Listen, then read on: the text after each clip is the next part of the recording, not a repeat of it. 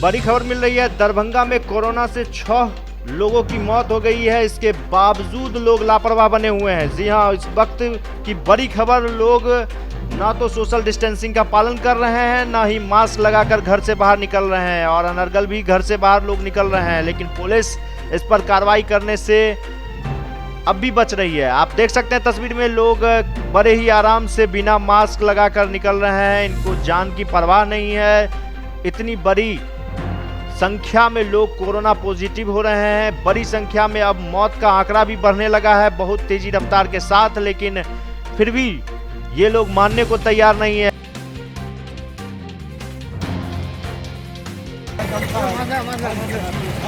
आप पूछे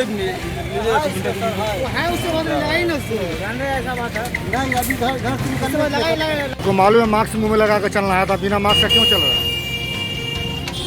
आप बताइए काम पे छूट गया काम। हाँ, मास्क लगा कर चलने का आदेश है कि नहीं, फिर भी आप नहीं लगा कर चल रहे, ऐसा क्यों कर रहे हैं?